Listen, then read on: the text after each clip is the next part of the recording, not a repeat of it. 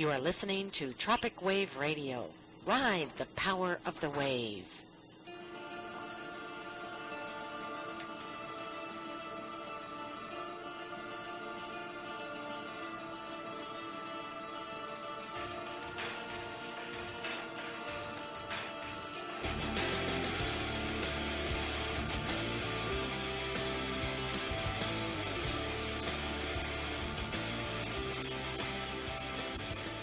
Hi, this is Vicki Travis at Tropic Wave Radio. Ride the power of the wave.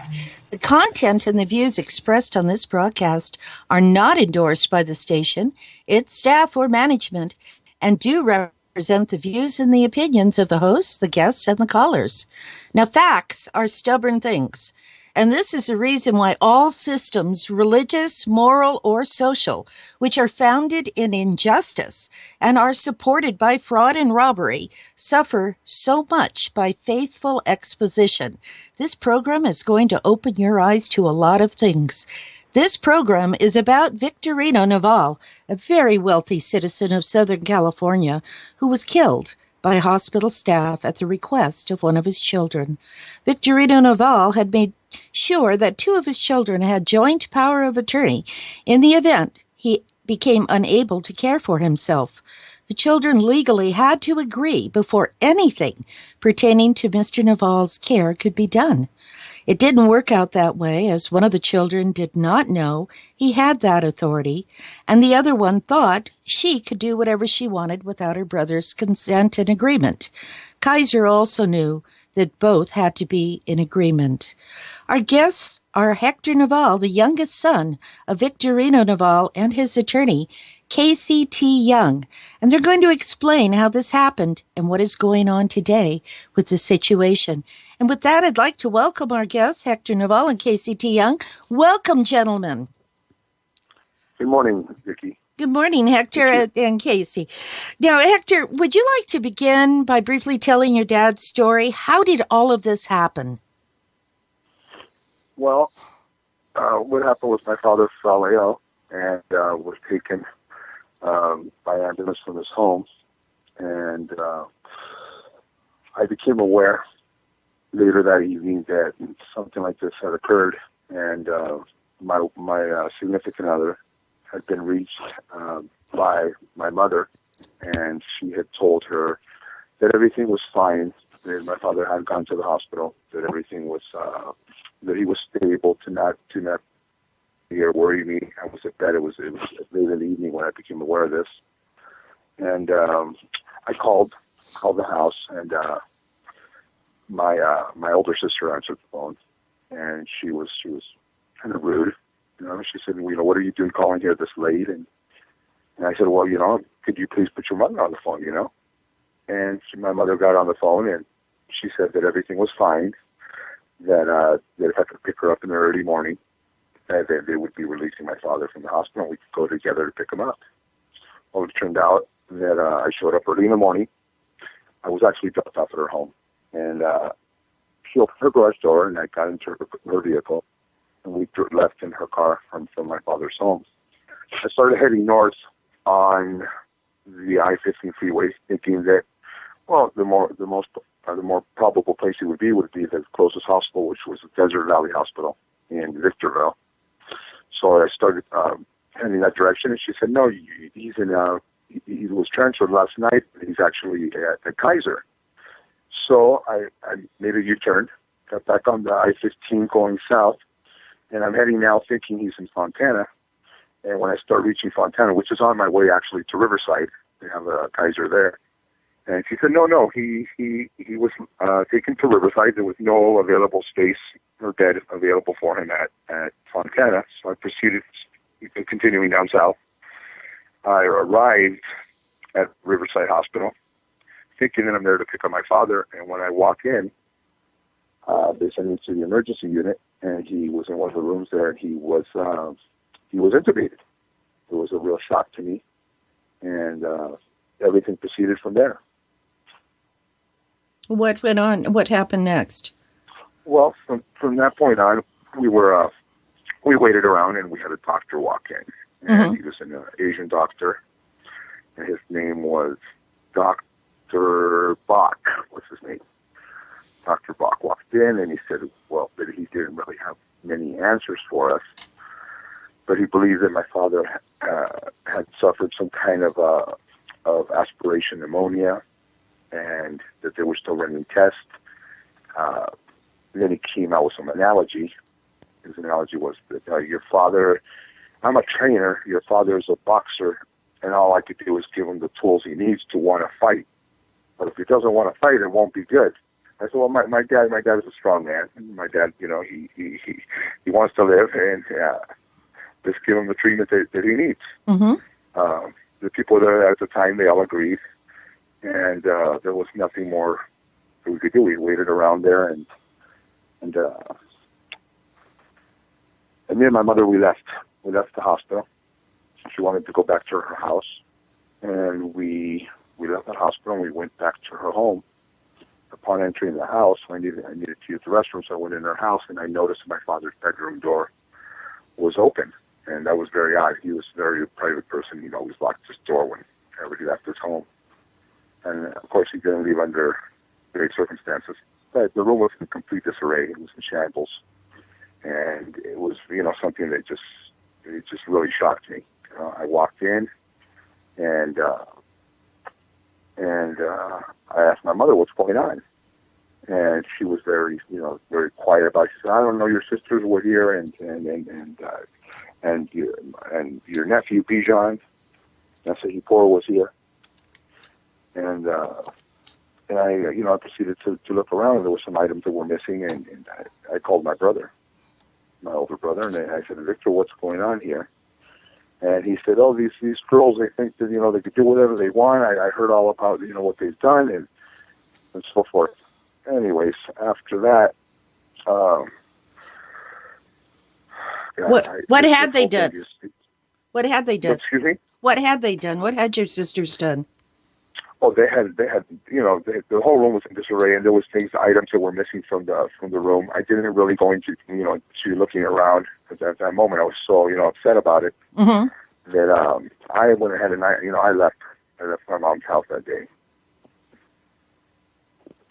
Okay, and so you went home? Yeah. Okay. I want you to relax. Relax. Just talk normally here. Yeah, sure. At some point, they were going through his safe. Was that at this time period? Yeah, they had said that the safe was closed. They had said that they hadn't gone into the safe. It was locked when I looked at where it was located. It was located inside his bedroom closet. Mm-hmm. And, I couldn't tell whether they had gone in or not. I knew that they had looked at everyone in that room, because even the mattress was moved to the side of the bed. Gee. Where they were searching. Yeah. So it was really disappointing. What did they do? What did you learn? Okay. What did I learn that they had done later on? That they had opened the safe, that they had removed documents, that they had removed cash from the safe. It was really, when we asked, exactly what was in the safe, they had the audacity to say that there was 1 penny, 1 red cent in the safe, and that there was nothing else. Yet there were money boxes on the floor, those petty cash boxes that people put money in. My dad had those, and he had, his money inside those boxes. Mm-hmm. Those were there, but with nothing in them. And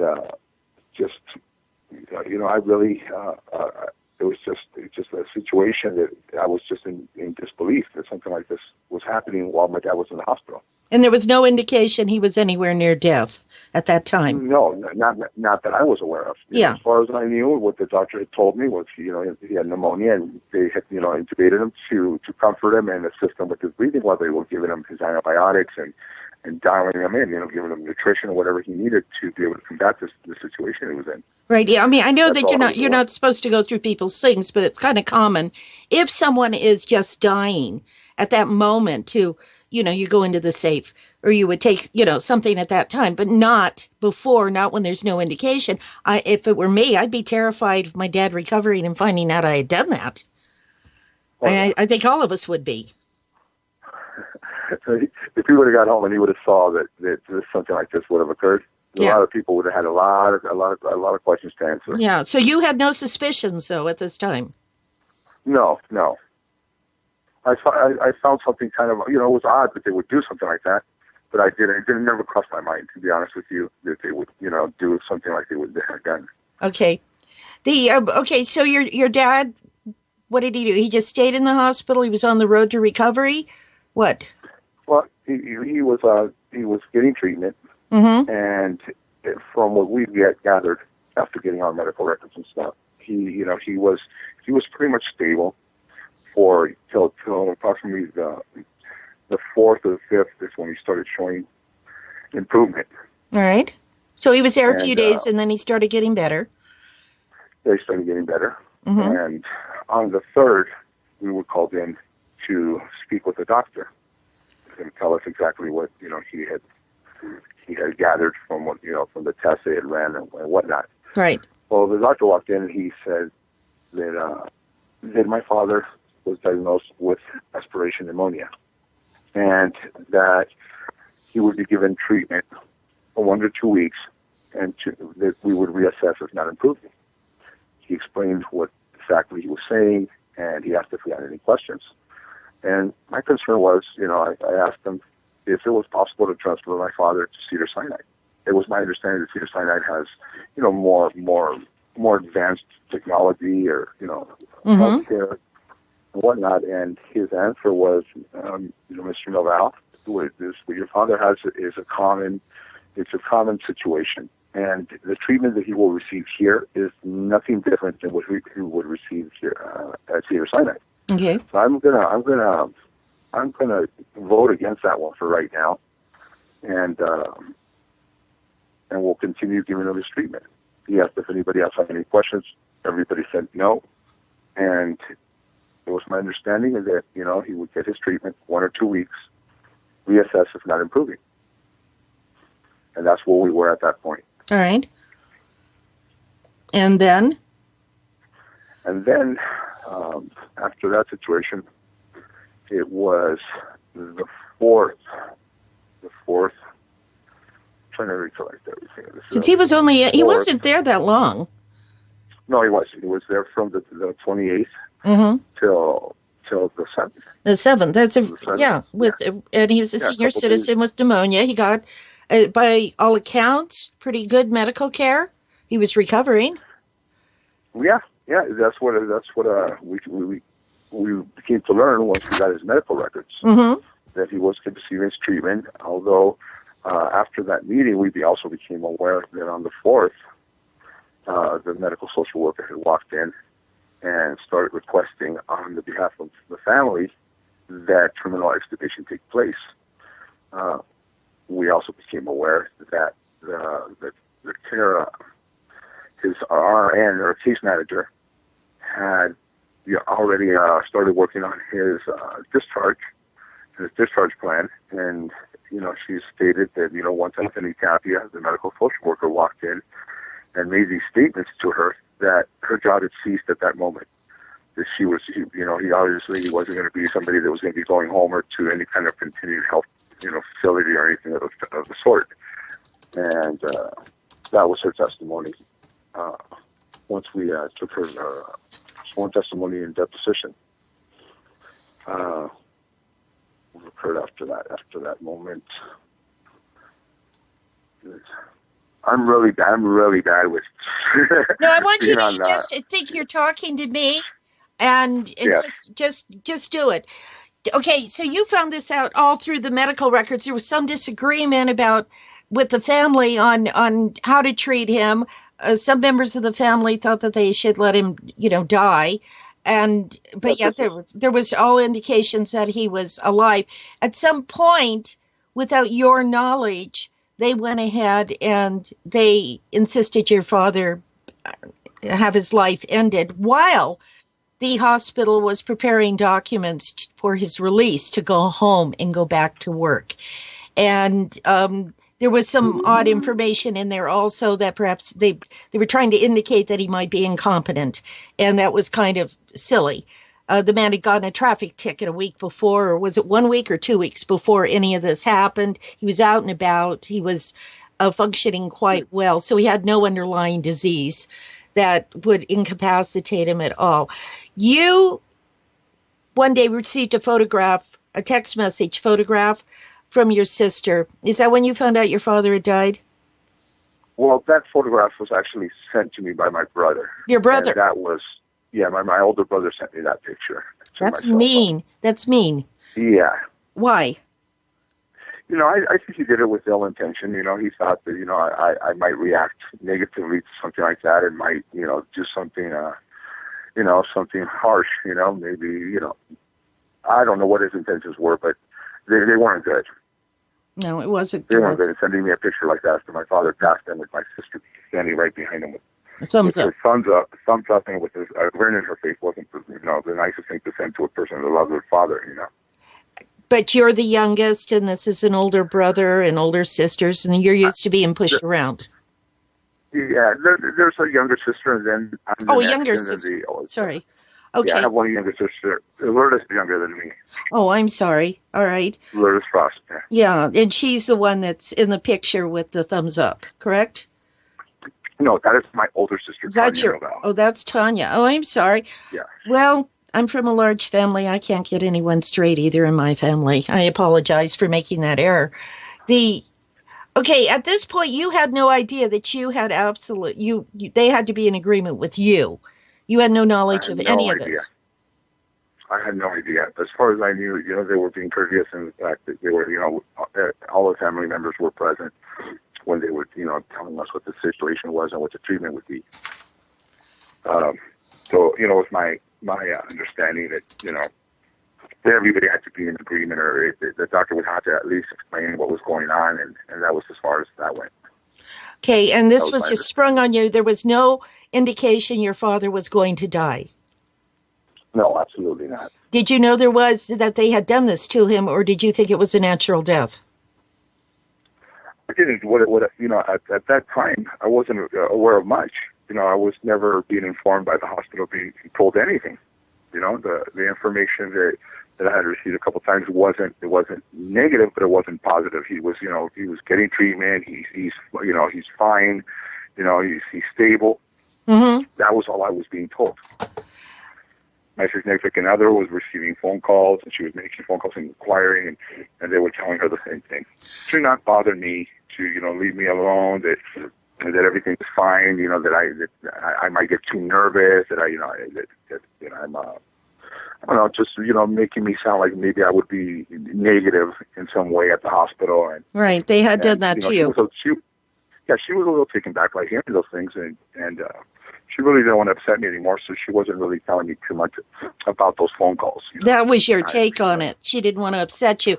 But what she'd really done was go out of her way to prevent you from being at the hospital and being informed of what was going on. That's what it turned out to be, isn't it? Yeah. Yes. Wasn't intentional. I don't believe she would do anything like that intentionally, but yeah, she wasn't really keeping me too informed of the phone calls she was making and receiving. Well, let's get to the phone calls. There was some, I understand, with the testimony. And Casey, if you want to jump in with any of this. Yeah, I would, Vicki. Can I just say a few things before you do get to the phone calls?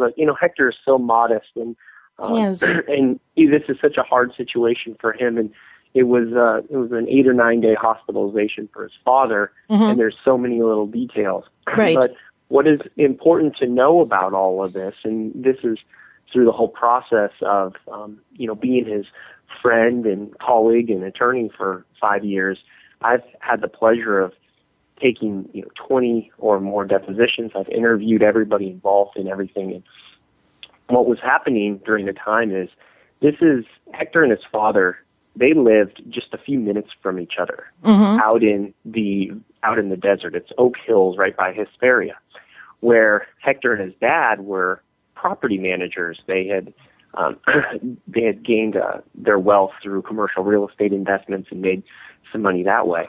And this was a 78-year-old man who was fully functional.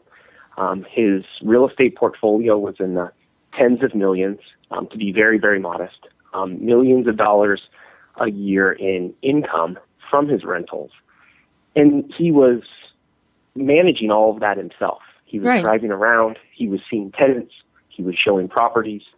And he was a fully functional elder person like we have all through our country. Every day there's 10,000 individuals in our country alone every day who turn 65. We're an aging population, but these people are fully functional. And he was very charitable with his family, and by everybody's account, was very, very generous to his ex-wife and his 4 children, Hector being the third of those 4. And he lived for them. And what had happened is he had developed a very small tremor, like some sort of a Parkinson's, a year or so before his death. Mm-hmm. And he also had a history of this COPD. Again, nothing that would change his lifestyle in any significant way, but he did see his doctor every month or so. And he would constantly make sure his health was being cared for and treated. In fact, a month before his death, he had an elective colonoscopy and was totally cleared and fine with that. He had done all these things because he cared about his health and his life in his later years. Mm-hmm. So he is we believe under some sort of suspicious circumstances to begin with, put in the hospital. And maybe that's for a different morning talk show, how he even got to the hospital. But needless to say, he was in the presence of his 2 daughters on the day he was even taken to the hospital, and there was ethanol in his system. But again, that's it for another day. Ethanol? In any event, he goes, yes, he had ethanol in his system, even though the sisters had told the 911 callers and the paramedics that he had not had any alcohol. He hadn't consumed anything but coffee, eggs, and toast. But, oh my gosh! Oh, all right. This is new. Yeah. So he goes to the local emergency room and then is transferred to Kaiser. And what Hector was talking about was it was very suspicious that he was even in Riverside to begin with. Yeah. Because Fontana would be the typical hospital. We later find out that Riverside was the location where the social worker who helps out on these cases is a longtime friend of these 2 sisters of Hector. So they diverted him. It appeared, right, that they lucked out somehow by having their father go to a hospital where there was a social worker who was very friendly with them. Yeah. Who lifelong had some friends. sort of history with them. Yeah. So he's in the hospital, and he has what they call aspiration pneumonia. This is pneumonia of the lung. It clouds up his ability to breathe. Now, this wasn't something that, again, is life-threatening. It's something that is very treatable. They give oxygen support. They put a tube down his throat and allows him to have assistance with his breathing while the pneumonia clears. Right. And, of course, as you get older, pneumonia is something that can be life-threatening, but if you have the proper care, you recover from it. Mm-hmm. And then when you do get out of the hospital, you have to take a little bit better care of yourself so that you don't get pneumonia in the future. Right. Obviously.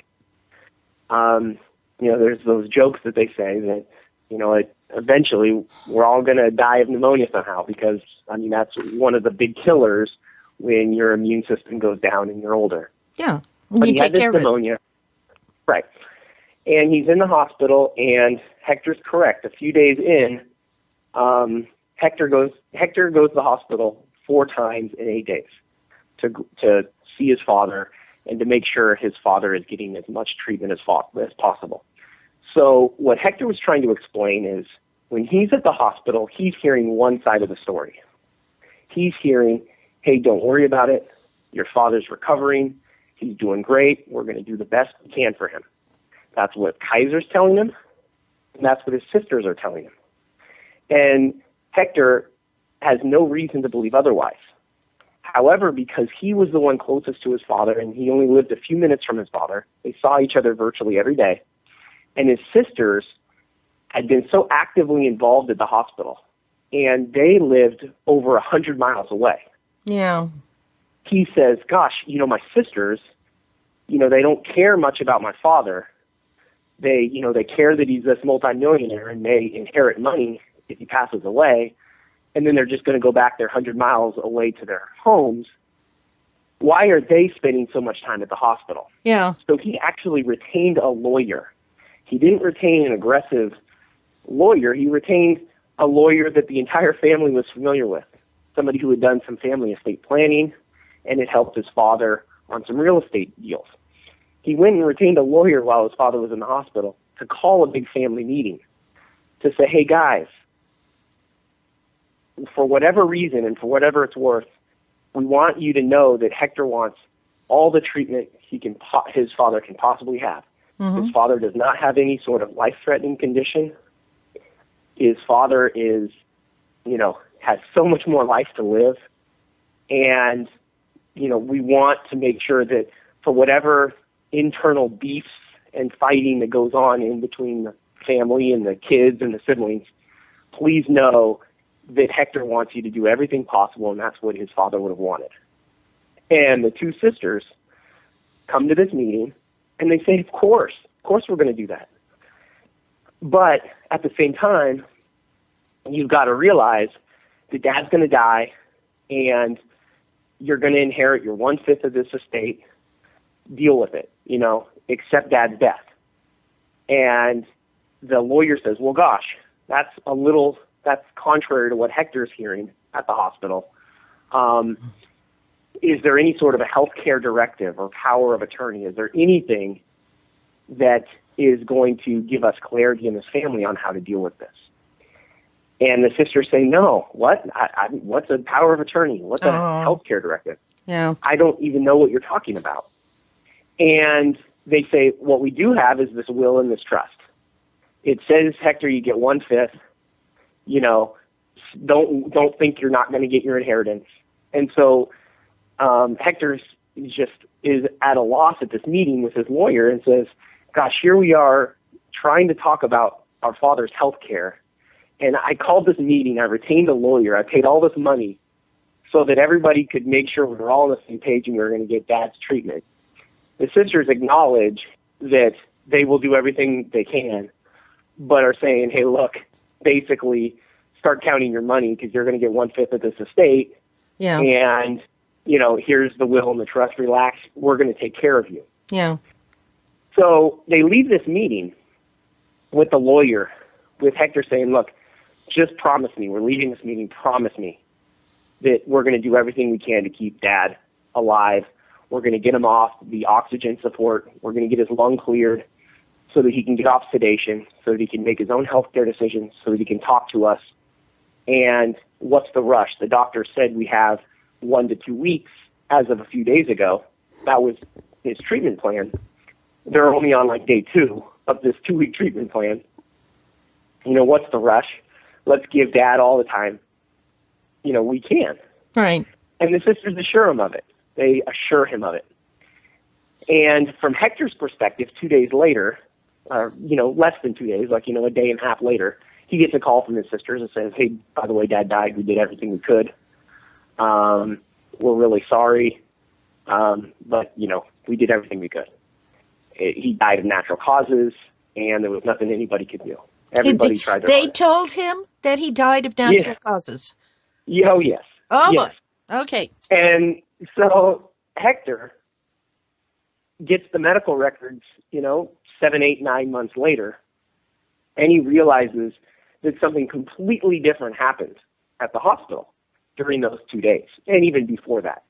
But what's important about those last 2 days is as soon as Hector leaves that meeting with the lawyer and the family, where they all agree that Hector's dad's going to receive full treatment, all the treatment in the world, the two sisters go back to the hospital, like a half an hour drive away.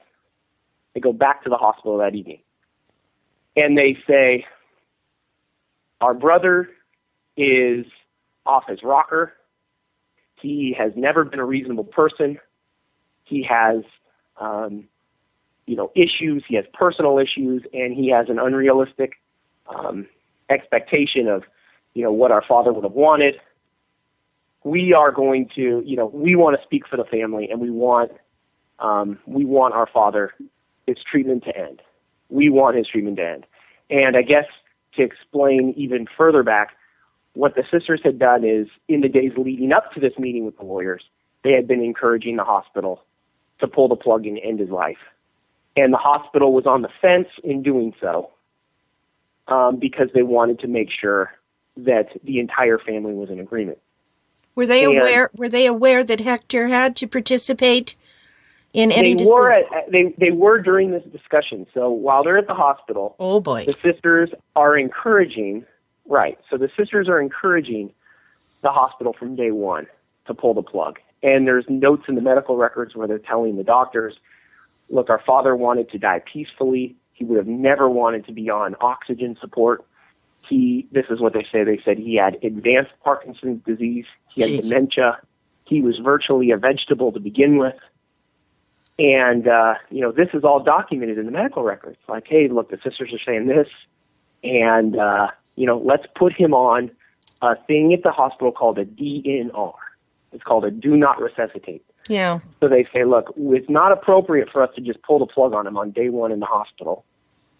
But what we will do is, if there are any sort of complications with his treatment, we won't resuscitate him if he does pass away. That was the compromise they'd give these sisters from the beginning.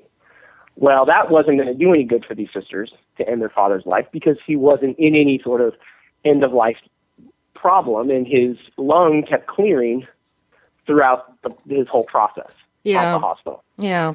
And so what happens is they begin saying that, look, the entire family wants him to pass away. Everybody in the family, please end his life. Please, please, please. I mean, they were there every single day saying this to the hospital. And the hospital's like, gosh, we'd love to, but we need some evidence that shows that he would have wanted to pass away. Yeah. And so the sisters bring in a copy of his power of attorney, the father's power of attorney, that they allegedly obtained when they ransacked his house the night he went to the hospital. So they had this power of attorney. They gave it to the hospital and said, see, look, we're the decision makers, or at least one of us two sisters is, with our brother. Our brother is on the same page as us, and the whole family wants to make the decision to pull the plug. They're urging the hospital to do this. And they don't tell the doctor this. They don't tell the nurses this. They tell a social worker, Anthony Tapia, who they have a personal relationship with. Right. And that Anthony Tapia social worker then lobbies on their behalf to the doctors and the nurses to say, hey, look, I've talked to this family. They've assured me everybody in the family wants him to pass away. They want to withdraw treatment, so let's withdraw treatment. So it was all the word of Tapia. This dialogue goes on. Yeah. Yes, but this dialogue goes on for several days. And the hospital doesn't pull the plug because every time Hector shows up in the hospital, he, not knowing any of this is going on behind his back, is saying, hey, how's my dad doing? Hey, he's improving, great. My dad's a healthy guy. I can't wait to see him. I want to reiterate my desire for him to continue treatment. So every time Hector comes in, he's saying these things that are inconsistent with what the sisters are saying. So that's the dialogue going on at the hospital. Gosh, we want to pull the plug like the sisters say, but the son, who's the decision maker in this DPOA where we've been given, he doesn't seem to think that. So I'll say the date. It's like day 7 or so, day 6. It's May 5. It's this famous day in this case. It's 2 days before his death. He died on May 7th. May 5, Hector shows up at the hospital to see his dad. The last time he gets to see his father. And he shows up just to go in and say hi to his father and make sure treatment is going fine. Well, this Anthony Tapia social worker shows up greets him at the bottom of the stairs at the hospital. It's like it's a multi-level hospital. It's one of those Kaiser hospitals. And Hector's walking in from the parking lot, and this Anthony Tapia social worker in a white coat and a security guard next to him greets him at the front entrance of the hospital and says, Mr. Noval, are you carrying any weapons? And Hector says, no. What? I'm here to see my father.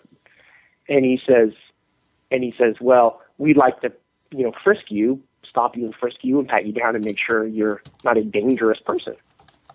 And I mean, this is a complete shock to Hector. I mean, it's, he's here to see his father, and he's essentially, being investigated by police. I mean, it's really traumatic to begin with, just to even go see his father, and now he's being distracted. Mm-hmm. Well, he gets patted down by this security guard, and obviously he's not carrying any weapons or anything, but he is 6'4" and 240 pounds, so he's bigger than the average human being. And he walks with a little bit of a limp and has a big smile. He's a guy that, if you didn't know any better, he looks like an offensive lineman a little bit. Mm-hmm.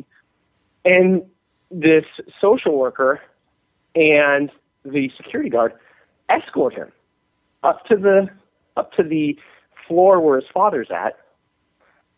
But they walk past their father and they go into a little conference room. And this social worker, Anthony Tapia, who we learn in hindsight knew the sisters, tell Hector, as if he's the doctor, that they're going to end his father's life, pull the plug, end his life, and he's got to accept it. There's no mention of Hector being a durable power of attorney. There's no mention of how he's doing. There's no even explanation as why this would be a change of the treatment plan that he was receiving. 2 days earlier, they said 2 weeks, 1 to 2 weeks of treatment to see how well he's doing at the end of that. And he has no explanation of any of this. And instead, they just say, look, we're pulling the plug. We've made the decision. And Hector says, I don't agree with that. What is going on? Can I talk? Can I see my father? Can I, kiss him on the forehead? And can we set up another meeting? Can we talk to the doctors? And the guy says, the social worker, Anthony Tapia, says, we will continue a dialogue with you. And we understand, I guess, we'll record it that you don't want the plug to be pulled. But, and we'll just continue this dialogue over the next couple of days. Yeah. And he documents in his records, Hector says goodbye to his father, and that's when Hector retained this lawyer that I was talking about earlier in the conversation. All right. Gosh, I got to retain a lawyer. I got to make sure that I do everything possible to keep my father alive. Now, I'm interjecting here. We have about 15 minutes left. Oh, shoot. Okay. Yeah, I know. It's about an hour. So long story short, Hector retains this lawyer. He gets assurances from his sister that his health care is going to continue, and his sister, behind his back, that day, the next day, and on the 7th, tell the hospital that, look, we've met with our brother, we've gotten assurances from him that he's in agreement with us, and the doctor says, are you sure you want to pull the plug? He's improving materially. Over the last couple of days, he's had material improvement. His lungs going to clear. He's going to be off this oxygen soon, and he's going to be able to make his own decisions. And the sisters say, yes, you don't understand. Our father has advanced Parkinson's, dementia. He's basically a vegetable before he came to the hospital to begin with. Just end his life. This is what he would have wanted. And the hospital, without doing any further due diligence with Hector, without doing any of their own independent research into his primary care physicians, talking to any of his old doctors, verifying anything of what the sister said, they pull the plug on Victorino Noval and end his life. And that's where we're at. They just did it. I just don't understand. The man's getting better and the hospital went ahead and did that. Whether everybody wanted it or not, I don't understand the hospital going ahead and doing it. That's like you could go in and have your appendix out and somebody says, I want him killed, and they go ahead and do it. And that's what's so hard about this situation is Hector's family, or at least Hector himself, he's put in all the resources he has to fight this. He's had to pay for doctors, third-party witnesses to evaluate all this. And every doctor he talks to, every nurse, every doctor, every internist, everyone who works in ICUs says that Kaiser, regardless of what these sisters wanted, they should have never done this. This patient was hours, days if not hours, away from gaining his decision-making power for himself. Mm-hmm. He was recovering. They say this is nothing short of euthanasia. This is nothing short of a hospital who sees a 78-year-old who is, this was a Kaiser patient, this was a Kaiser insured, he's costing them dollars and cents, $15,000 a day in health care. He's going to be continuing to go to the hospital for the next 10, 15 years. Let's end his life now so that we don't have to pay for him in the future. Yeah. They looked at him dollars and cents. That's what people say when they say this is what Kaiser does. Yeah. They look at people like dollars and cents. Yeah, go ahead. Yeah, Vicky, he didn't meet the criteria for what they did to him. This extubation thing that they were going to do is something that there's a process to doing it if you have the intentions of the patient possibly surviving. And one of those is to check his blood and see what his oxygenation level is in his blood, and take it from there. What they did was they went in and they just pulled the tube out. My father did what they call spontaneous breathing, caught his breath. He was breathing fine. They put him on a CPAP at 6 liters per minute, which is significantly reduced from what they were giving him on this ventilator. Mm-hmm. And his vitals were fine. All his readings were fine. This man was strong, and he's into this for hours. And they decide to lower his oxygen support to 1 liter per minute, and they hit him with 4-fold of morphine, and they put him down like you put down an animal. Oh, morphine makes you stop breathing. Morphine will kill. Yeah, you stop breathing. It relaxes you to so the their point. Their intentions were not to have my father survive, because you do not do that to a patient that just got extubated, and he's doing fine. His blood pressure's fine. His temperature's fine. He's on his way to recovery. He's on his way to being able to make his own decisions. Yet you don't allow him this opportunity. You overdose him with a narcotic and put him down. Can we jump ahead? Recently, you learned that a phone call was made to an attorney while he was going to the hospital. Are we allowed to talk about that?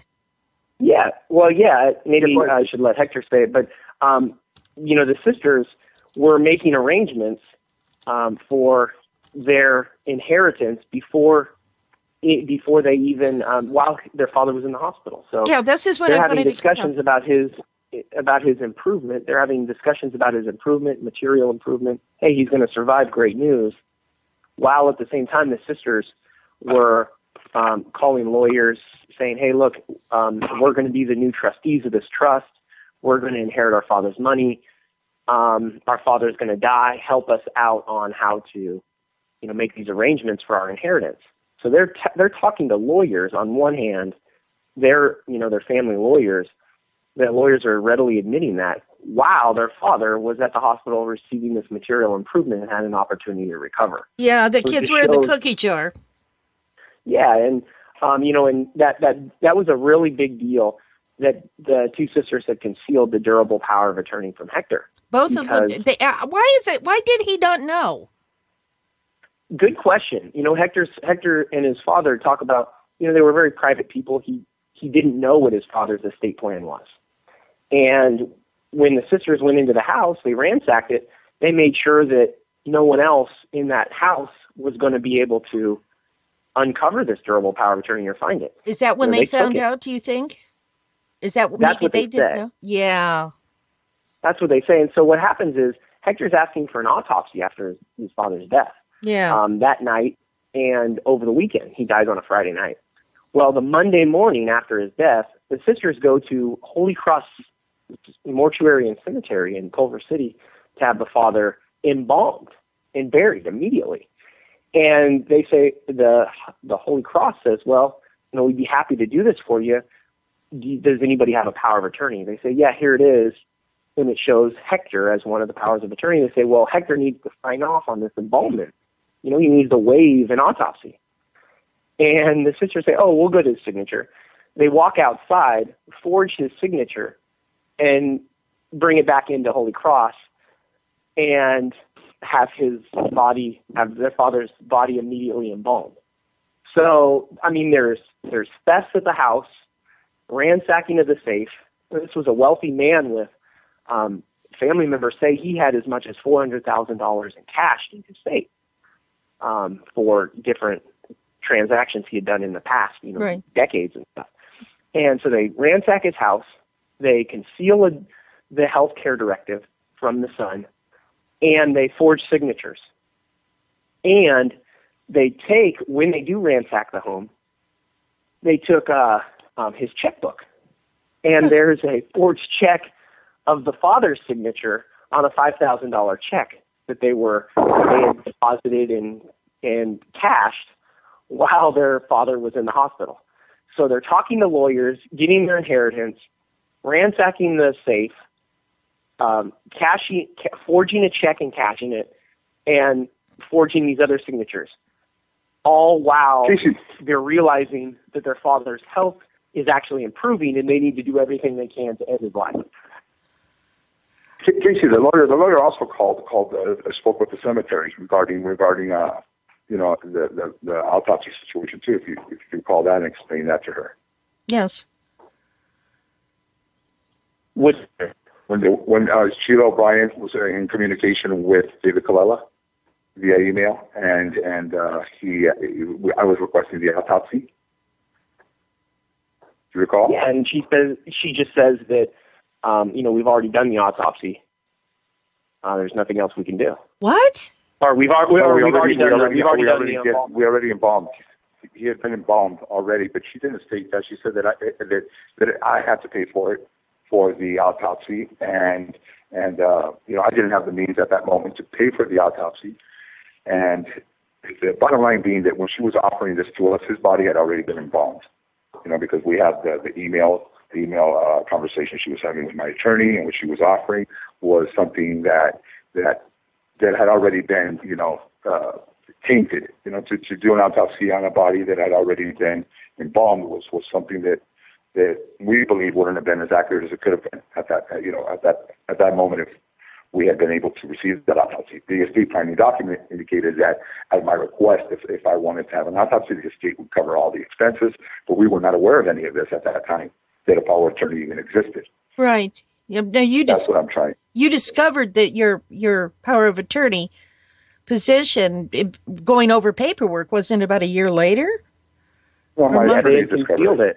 My new attorney. Yeah, so I was the one who discovered it. So this family lawyer had that Hector had hired to communicate on his behalf while his father was still alive. Hector retained him to be his lawyer when his dad did pass away.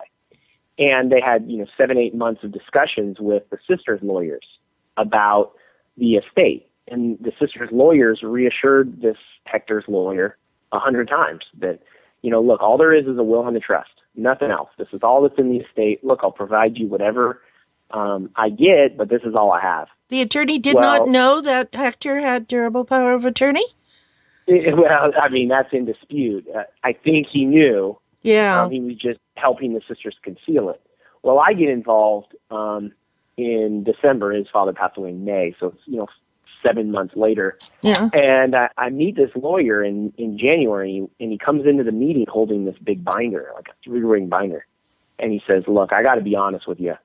The sisters have not been totally truthful with their brother Hector, and there actually are some estate planning documents that Hector hasn't seen yet. It's this binder that I'm holding. I'll make a copy for you, and I'll send it to you.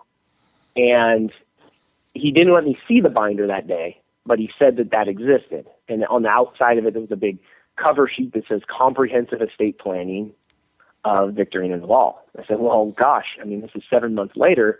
Let's see what's in it.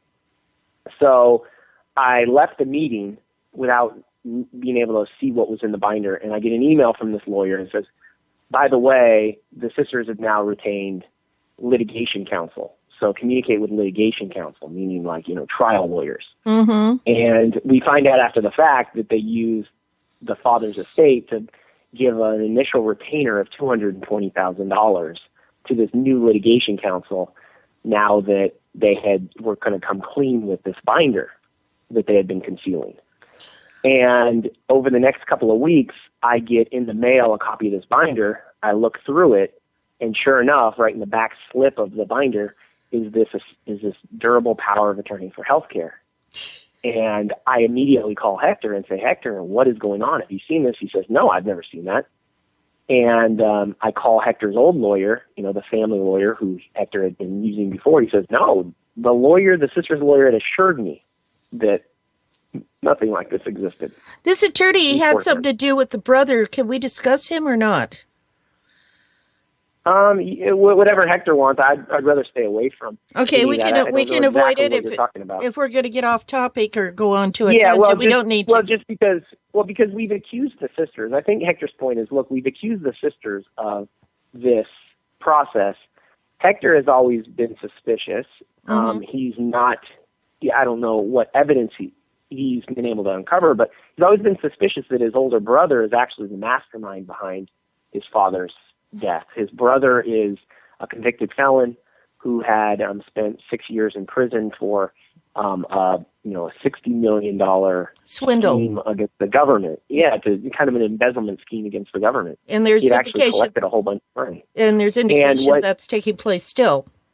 Yeah, and his brother he legally changed his name to his father's name 1 month before his father's death, and without his father's knowledge, obviously. And the court hearing where the judge entered the son's name to be changed to his father's name actually took place while his father was in the hospital. He died on May 7th. He was in the hospital from April 28th through May 7th. Mm-hmm. This court hearing was like May 4. So it's like right in that period of time. The brother's name is changed to the father's name. He's very, very close with one of the two sisters. And and so I think that's where Hector's position is. But gosh, me as a lawyer, you have to rely on evidence. You have to rely on what people tell you. You mm-hmm. can't rely on speculation. And all I know is the documentation and the evidence is clear that the sisters were concealing the durable power of attorney from their brother. They were telling Hector one thing, they were telling the hospital another thing. They had this relationship with a social worker, and they got their healthy father to die in the hospital. And if they want to confess that their brother was in on it, they should go ahead and do it. But otherwise, they're the ones that are sinking with the ship as far as we see. Yeah. Now, when did the police get involved? Well, good question. That's one of the things that is so important about this. I know that this radio station and a lot of your listeners care so much about this assisted suicide bills and the treatment of elders throughout our society. So many of law enforcement and so much of our protectors, in the justice system, kind of thumb their noses a little bit at this, or think it's too complicated, or think that maybe the hospitals and, there's too much lobbying, there's too much power behind, some of these defendants, that they're almost untouchable, that if somebody dies at the hospital, you don't question it. And there's been a lot of reluctance to get involved in a lot of this. This case is unique in that Hector he's poured every resource in his bones to fight it. He's retained, the top doctors in the state, and he's had forensic, document examiners show the fraud and the forgeries that the law enforcement is beginning to move. They claim that there's an open investigation. They're actively investigating, so they say, and they're interviewing these, the different parties to this. But unfortunately, most of this gets slid under the rug, and only in the rarest of cases does this get any sort of publication. So if I encourage all listeners, I encourage anybody who cares about, the elder community and the stuff that goes on at these hospitals, that, they encourage the DA and the police department in Riverside to really pursue this, because if there's ever a case that's put on a platter with the true evidence that's able to get a conviction, it is this one. And this would be a benchmark. It would be, a media throughout the country that would shine a really great spotlight on the misconduct that goes on with our elders. This is routine. What I encourage. Yeah, this story happens all the time. It's just we happen to have someone here that had the resources to gather the evidence, present it properly to the law enforcement, to the DA, and I've got to say this, you're a great attorney. It's a slam dunk case a little bit. It's unfortunately with Hector, in the situation he's in, he had two sisters who were so brazenly illegal. He has he had hired lawyers from the beginning. He had tried to do his best to document at the hospital what his father would have wanted and what he wanted for his father. There's so much that Hector did to provide the documentary evidence that you need to prosecute this kind of a case and to prove what happened. It's not a he said, she said. It's these two brazen criminals say versus what the medical records, the lawyers and the doctors all say. There's no other word to use except for criminal. Guys, I'm going to have to ask you to come back. Will you keep us updated on this? Yeah, we'd love to. Will I keep you updated? Both of you. I want you back on this program. It's just that we've been... I'm sorry, Vicki. We'll for sure keep you updated. Yeah, it's been an hour. And well, is there anything more that we need to get out right now today on this? Just for whoever, for anybody who cares and wants to hear more, we could give them your contact information, Vicki, and they could write in questions, or we could give them some outreach or resources to communicate their stories. That would be wonderful. Or if they want to help communicate with, law enforcement or the authorities, if they have any information on this case, or if they would like to help urge law enforcement, and encourage them that this is a really important public policy that would really benefit our society to pursue, we could give them your contact information or areas to reach out to. Okay, we can get this up on Tropic Wave Radio's website, and we can also put it over at the Kaiser Papers and the Managed Care Reform Council. In about a week, maybe a week and a half, can you guys be back on this program? Yeah, we'd love to. I would have really appreciate it. Thank you so very much. Thank you very much. With that, thank you. We're going to close. Thank you. All righty. Bye. Thank you all the listeners for taking the time to tune in by this today, and bye for now. And remember to tune in for other Tropic Wave Radio programming. Bye. Bye-bye.